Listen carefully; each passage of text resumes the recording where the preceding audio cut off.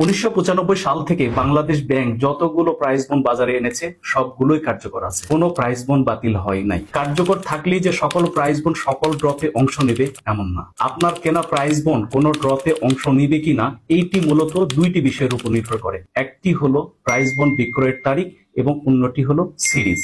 Prize bond হলো অনেকটাই টাকার মতো, ছাপানোর পর থেকে অনেকবার হাত বদল হতে পারে বা হয়।